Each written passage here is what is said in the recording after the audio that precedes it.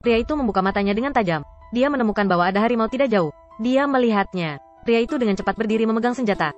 Harimau itu melihatnya. Ia mengaum. Sebagai pemburu kelas atas di Korea Utara, Riko tidak ingin menyakitinya. Tapi sekarang musim dingin. Istrinya di rumah. Dia tidak punya beras untuk waktu yang lama. Putranya juga demam dan terbaring di tempat tidur. Jadi harimau ini adalah sumber kebutuhan Riko. Dia menahan sengatan radang dingin. Dia hanya berharap harimau bisa pergi sesegera mungkin. Tetapi dengan munculnya dua harimau itu langsung membangkitkan insting keibuan. Dia menerkam Riko. Tak berdaya, Riko mau tak mau menarik pelatuknya. Tapi dia masih lembut, sengaja menghindari titik vital. Harimau itu berdiri dengan keras, demi melindungi anak-anaknya. Tapi tembakan kedua, menembak langsung ke kepalanya, membuatnya mati sepenuhnya. Dua harimau berlari ke ibu mereka. Di antara mereka ada harimau bermata satu, terus mengaum ke Riko. Riko merasa bersalah, tapi anak buahnya sangat bersemangat. Ternyata yang tembakan kedua itu berasal dari dia. Mario berkata sambil mengisi peluru.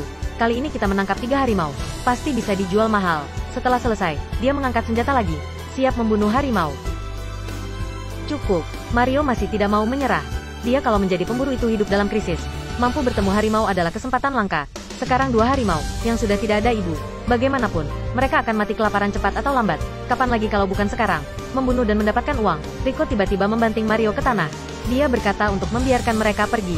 Berbeda dengan pemburu lainnya, Riko tidak pernah demi uang setiap kali dia memasuki gunung. Hanya untuk mengisi perut keluarga. Dia membantu 2 harimau menemukan gua. Harimau kecil yang berperilaku baik itu segera masuk. Tapi yang bermata satu, masih bersikeras padanya. Riko meliriknya, lalu berbalik dan pergi.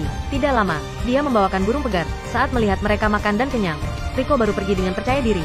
Beberapa bulan kemudian, hujan musim semi pertama turun dari langit. Riko tiba-tiba ingat harimau di gua. Dia datang ke sini lagi. Dia menemukan bahwa harimau yang berperilaku baik tidak selamat dari musim dingin. Tapi yang bermata satu hilang. Dalam sekejap mata, 3 tahun telah berlalu. Tim berburu Riko hari ini tiba-tiba diserang oleh harimau. Ketika dia membawa seseorang ke sana, sebagian besar anggota tim sudah mati. Mario terluka parah oleh harimau. Sang istri juga terbunuh di sini. Dia berkata dengan ketakutan. Harimau itu pergi ke arah desa. Setelah dengar itu, dia langsung memikirkan istri dan anak-anaknya di rumah. Dia bergegas kembali dengan putus asa. Tapi naluri pemburu membuatnya berhenti lagi. Binatang itu tidak pergi jauh. Ia pasti bersembunyi dalam kegelapan dan ingin menyergapnya. Harimau itu dengan mudah mengalahkan timnya. Kekuatan harimau ini sangat kuat. Lalu tiba-tiba ada auman harimau di belakangnya. Riko langsung berbalik. Dia langsung menembak. Mangsa yang dia tembak membuatnya terkejut. Dia hampir melepaskan senjata di tangannya. Riko maju ke depan. Tapi ada auman lagi. Dia takut berkeringat dingin. Dia berdiri di tempat yang sama dan tidak berani bergerak.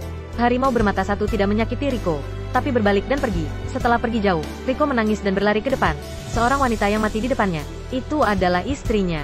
Mulai hari ini, kehidupan Riko benar-benar jatuh ke bawah. Dia keluar dari tim berburu. Dia tidak menyentuh senjata lagi. Setiap kali memasuki gunung, hanya untuk memetik beberapa obat ramuan murah. Tapi Mario yang tidak mati, menjadi pemimpin baru para pemburu. Dan tim yang dipimpinnya, khusus menangkap harimau untuk mencari nafkah.